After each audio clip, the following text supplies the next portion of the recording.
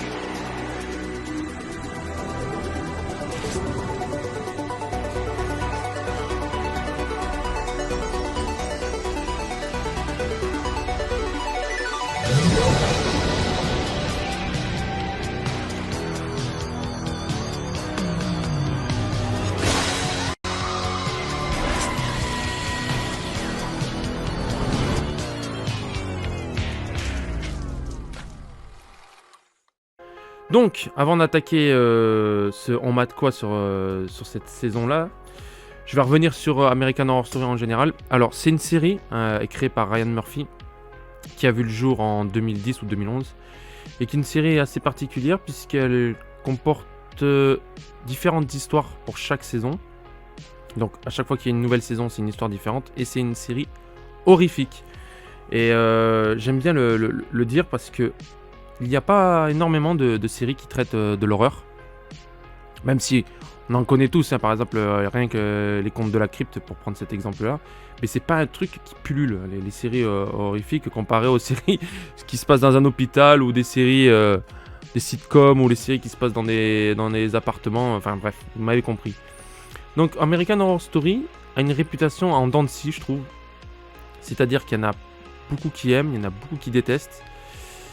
Et en plus, comme les saisons sont très différentes les unes des autres par rapport au thème et par rapport à l'histoire et autres, même aux acteurs, enfin même si les acteurs principaux sont toujours les mêmes dans chaque saison, c'est très en dents de scie. Par exemple, la première saison, rien que la première saison, elle fait un peu débattre chez les fans parce que moi je fais partie de ceux qui aiment la saison 1 et il y en a, ils peuvent pas la piffrer, ils détestent la saison 1.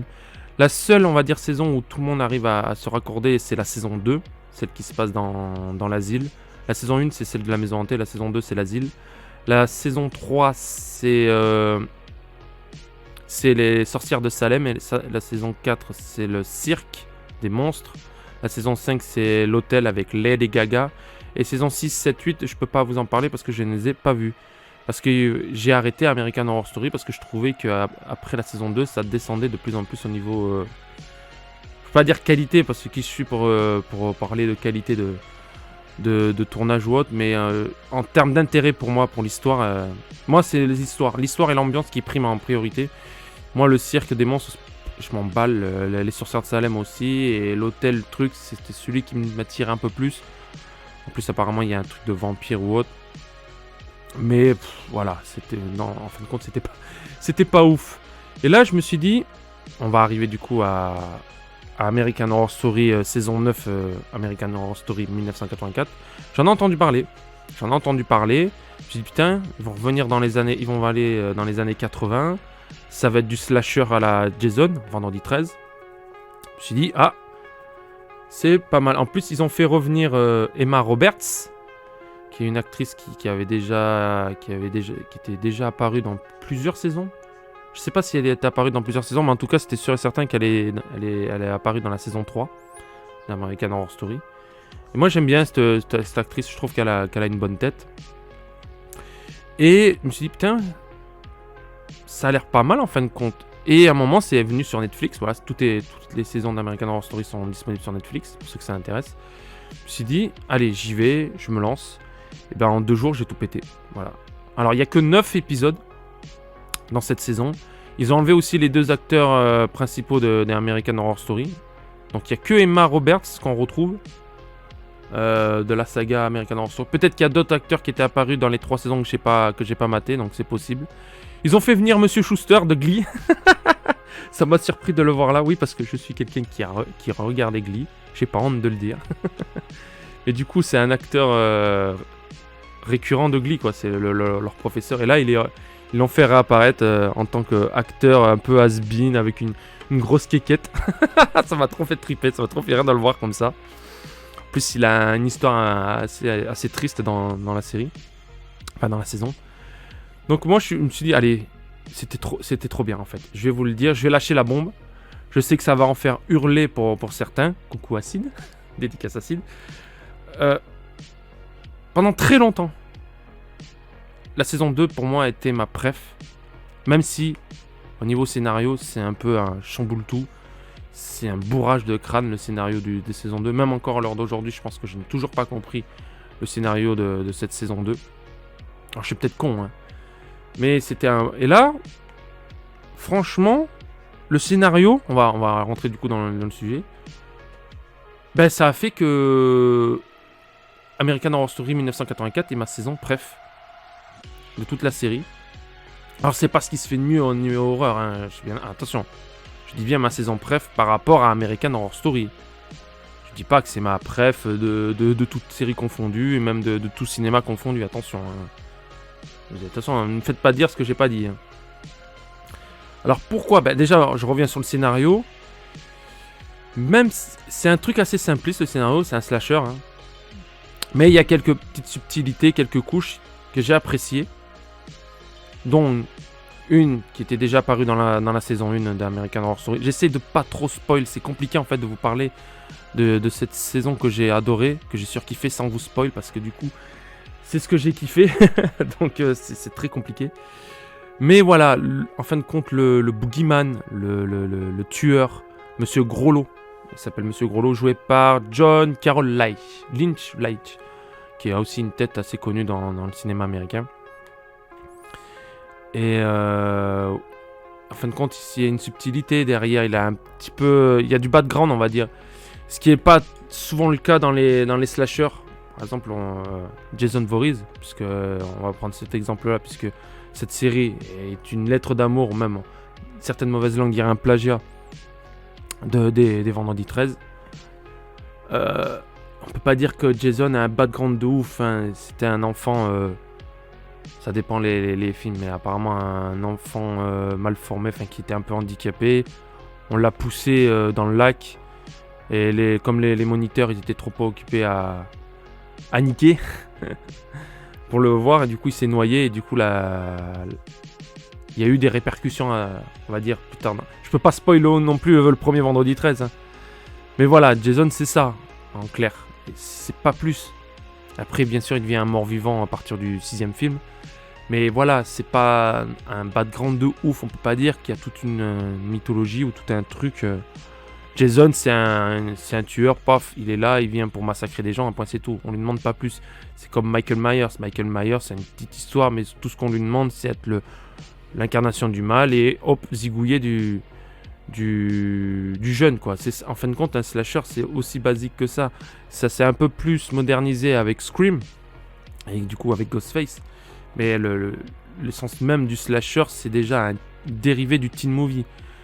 Donc c'est pour ça quand il y en a qui me disent qu'ils n'aiment pas cette saison d'American Horror Story parce que ça fait très teen movie, l'essence même du slasher, c'est du teen movie. C'est pas pour rien que ce soit toujours des jeunes qui meurent dans les slashers. C'est pas pour rien que très souvent la final girl, la fille qui survit à la fin, c'est la vierge.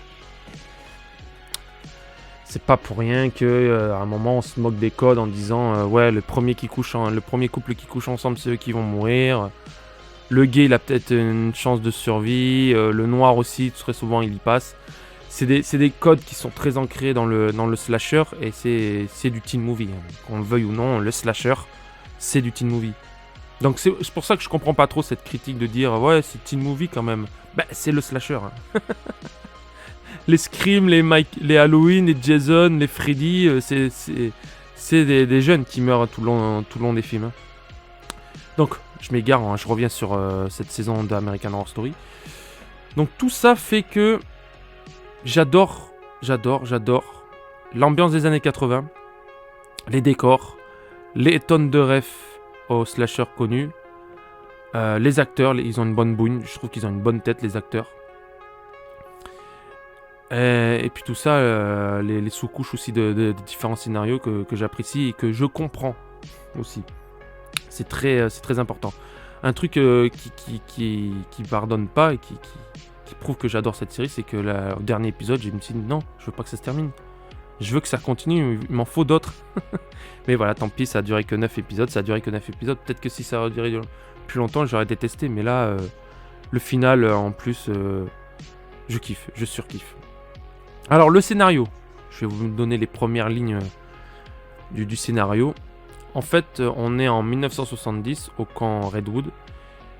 Et il se passe un événement classique. Tout le monde meurt, sauf une fille. Voilà. Il y a un tueur qui vient, il tue tout le monde et il reste que la fille. La fameuse Final Girl. Elle survit et du coup, 10 ans plus tard, elle rachète le camp Redwood, donc on est en 84. D'où le titre de cette saison. Et elle veut, pour prouver qu'elle est une survivante, pour prouver cela et pour un peu capitaliser là-dessus, elle rachète le camp et elle veut le rouvrir avec des nouveaux moniteurs. C'est là qu'on a la panel de perso avec Emma Roberts en tête, qui arrive pour être moniteur. Parce qu'elle aussi, elle fait ça parce qu'elle veut un peu s'échapper de son passé, etc. Bon, je vais pas vous dire, mais tous les personnages à peu près ont un background. Qu'on aime ou qu'on n'aime pas. Et du coup, il va se passer quoi ? À votre avis, Monsieur Groslo, puisque c'est le nom du tueur, va réapparaître et les massacres vont reprendre. Ça, c'est les grosses lignes du début de la série. Mais au bout du 5e épisode, ça change. Même à partir du 3e. Il faut arriver à pousser jusqu'au 3e épisode, je pense. Pour qu'on commence à avoir d'autres lignes de scénario très importantes qui changent tout le truc. Je dis, en fin de compte, c'est peut-être pas ça en fait. Ah putain, mais ouais, tu vois, voyez, je me suis dit, d'accord, je l'ai pas vu venir. Pourtant, j'ai vu des slashers, pas mal de slashers et de films d'horreur. Il y a des codes ou certains trucs que j'arrive à voir venir à 1000 km. Là, je ne veux pas dire que le scénario m'a surpris tout le temps, mais il y a des trucs que j'ai pas vu venir et qui sont pas mal, à mon goût. Voilà, qu'est-ce que je peux dire de plus ? Alors, je comprends, voilà, on va passer à l'étape critique de ce que j'entends à droite et à gauche de cette saison. Je peux comprendre qu'on n'aime pas du tout. Je peux comprendre aussi qu'on dise que c'est de la merde. Parce que j'ai accepté le fait que je suis très éclectique et que je peux aimer autant des chefs-d'œuvre que des grosses merdes. Voilà. Par exemple, il y a 2 films que j'aime énormément et qu'à chaque fois que j'en parle, on me dit « Tu sais que ça, c'est pas ouf, hein, c'est pas des films terribles. Hein. » C'est Constantine et Van Helsing. C'est 2 films que j'aime énormément et que les gens chient dessus allègrement à chaque fois que j'en parle. Même le Punisher, il y a un autre film, le Punisher. Je parle bien du film, hein. Celui de 2003, enfin celui des années 2000. Voilà, pareil, on chie dessus. Je comprends pas pourquoi. Donc je peux comprendre. Peut-être que c'est une énorme chiasse cette saison. Mais mon pare-feu anti-caca n'a pas marché. Qu'est-ce que vous voulez que je vous dise ? Moi j'ai kiffé. Est-ce que c'était un instant T à ce moment-là ? Est-ce que j'étais dans le bon move ? Est-ce que je sais pas pourquoi Est-ce que je suis dans le bon move des années 80 ? Oui, mais comme tout le monde, les années 80, c'est à la mode depuis quelques années et ça le continue de l'être. Hein. Il suffit de voir les films. Même Drive, qui est un super film, on le sent qui prend de l'essence de la pop culture des années 80. Donc même dans les grands films qui sont sortis ces dernières années, on pompe pas mal de cette ambiance des années 80. La musique New Retro Wave, c'est totalement Cobra Kai. Cobra Kai qui est une suite d'une saga de films très connue des années 80 et début 90. Après, on n'en a plus entendu parler, puis hop, ça revient. Mais parce qu'il y a aussi c'est une très bonne série, hein, attention. Mais et en plus, il y a pas du tout il y a un petit peu l'ambiance des années 80, mais voilà, parce que ça vient des années 80. Les Goonies, ça revient aussi en force, on n'arrête pas d'en reparler, d'une pseudo-suite ou quoi. Pratiquement toutes les licences des années 80 soit un reboot, soit une suite. Donc voilà. Et 1984, peut-être qu'ils ont sauté là-dessus assez facilement en se disant ça va marcher parce que c'est les années 80. C'est peut-être vrai. Hein. Moi, en tout cas, je peux vous dire, c'est que regardez au moins les 2 ou 3 premiers épisodes. Si c'est pas pour vous, c'est pas la peine d'insister. Mais est-ce que je peux vous dire, faites-moi confiance? Non. Ne me faites pas confiance. Non, mais c'est les goûts et les couleurs. C'est ça le problème. C'est le gros souci. J'en débat plusieurs fois. Il y a des trucs, par exemple, en termes de musique ou en termes même... On va rester dans la sphère YouTube. Voilà, on va pas trop partir dans la sphère YouTube. Tous les gros YouTubeurs, j'en suis aucun, moi. À part le JDG, et encore, je trouve que c'est moins bien depuis un moment. Voilà, c'est pas au niveau qualité, mais c'est au niveau de l'ambiance et au niveau de l'histoire. Moi, j'aimais bien ce côté du sud, ce côté branchouillard, ce côté un peu éco plus, hein, limite. Hein. J'aime bien ça. Quand ça commence à devenir trop, quand on voit trop l'argent à l'écran, voilà. En termes de YouTube, ça commence à je sais pas. Et puis les blagues, il y a toute une équipe autour de... Bon, je suis pas très... Bon, enfin bref, je suis en train de divaguer. Mais pour vous dire que tous les gros youtubeurs, moi, je m'en tartine le fion, je m'en bats les cahuètes. Donc, c'est question de goût et de couleur. Voilà, c'est comme ça. Moi, j'ai aimé, j'ai surkiffé cette saison d'American Horror Story 1984. J'en démords pas, c'est ma saison préférée. Et puis c'est tout, voilà. On va s'arrêter là, sinon la vidéo va durer 10 ans. Sur ce, j'espère que vous avez apprécié ce En Mate Quoi. Je vous dis, comme d'habitude, portez-vous bien, jouez bien, geekez bien, et allez voir des séries télé. Ciao.